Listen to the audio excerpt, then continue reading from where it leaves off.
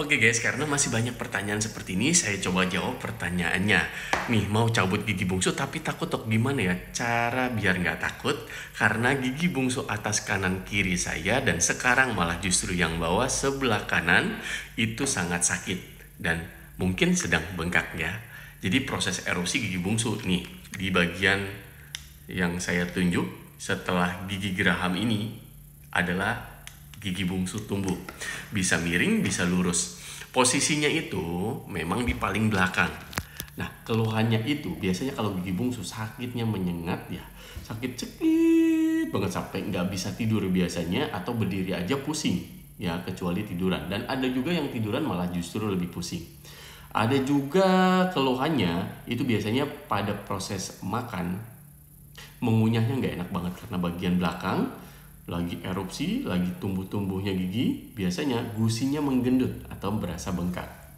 Nah, semuanya itu adalah gejala-gejala gigi bungsu.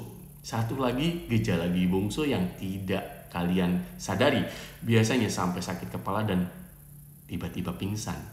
Nah, proses itulah gigi bungsu sedang bergerak. Biasanya gigi bungsu itu tumbuh di usia 20 tahun ke atas, baik laki-laki dan perempuan. Dan biasanya gigi bungsu tumbuh itu tidak ada keluhan sakit. Langsung keluhannya pusing dan sakit kepala, bukan di sakit giginya. Ada beberapa yang seperti itu. Lalu gimana caranya supaya biar kita nggak takut? Karena gigi bungsu itu sendiri, cara menanganinnya adalah dicabut kalau sudah ada keluhan.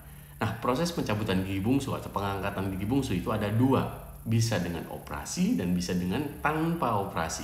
Tergantung dari kasus miringnya gigi tersebut. Nah, dokter gigi akan mengetahui miring gigi tersebut itu dengan foto ronsen, namanya foto ronsen panoramik seluruhnya. Kalian lakukan dulu foto ronsen panoramik atau memang dari saran dokter. Ada surat rujukannya atau surat pengantarnya ke radiologi.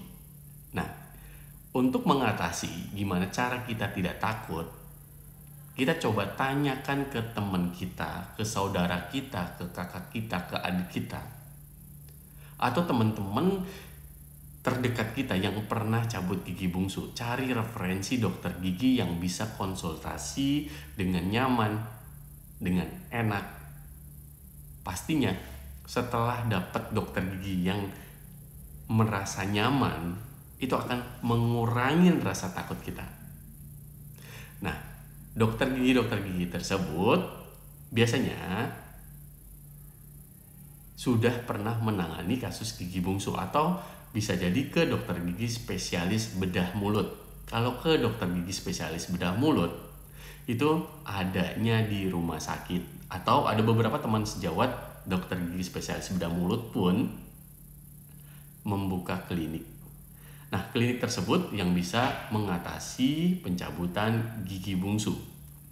Nah, perbedaan dari gigi bungsu pencabutannya antara operasi dan tanpa operasi. Yang pertama, kalau misalkan yang operasi, anestesinya umum atau terbius tertidur ya. Umum, kita nggak sadar. Dan itu dilakukan di rumah sakit atau di ruangan OKA. OKA itu ruangan operasi. Nah, ada syarat-syarat tertentu mungkin kalian harus puasa dulu untuk jalannya operasi. Nah, setelah itu kalau misalkan pencabutan gigi bungsu dengan operasi, kalian pasti dianjurkan untuk rawat inap. Ya, walaupun sehari, tergantung dokter gigi spesialis bedah mulut itu yang menyarankan. Dan kalau misalkan yang operasi, di ruangan operasi itu yang melakukan adalah dokter gigi spesialis bedah mulut. Banyak, semua dokter gigi spesialis bedah mulut ada di beberapa kota ya. Lalu yang membedakan lagi biasanya masalah biayanya. Dan perbedaan dengan cabut gigi bungsu tanpa operasi, kalau tanpa operasi dilakukan di ruangan poliklinik, di ruangan rumah sakit. Nah, itu dilakukan di situ, bukan dilakukan di ruangan operasi. Perbedaan yang kedua, cabut gigi tanpa operasi dilakukan anestesi lokal, bukan anestesi umum. Anestesi lokal di bagian gigi yang akan dicabut saja. Biasanya gigi yang akan dicabut saja, contohnya gigi bagian bawah ini, berarti daerah sini aja yang terbius. Kita sebagai pasien masih tersadar, bukan bius umum ya. Kalau bius umum itu wajib di ruangan operasi. Nah, kalau misalkan nggak takut gimana caranya, tadi cari referensi ke teman-teman kita dokter gigi yang ternyaman, terdekat, dan terenak menurut kalian. Itu pasti bisa meyakinkan supaya menurun tingkat rasa sakit kita supaya tidak takut.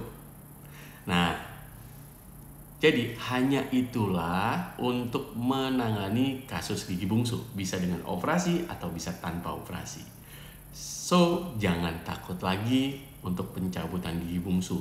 Karena kalau misalkan kalian ada keluhan gigi bungsu, itu tidak hanya bisa dengan minum obat saja, harus dicabut giginya. Ya, walaupun gigi itu tidak berlubang.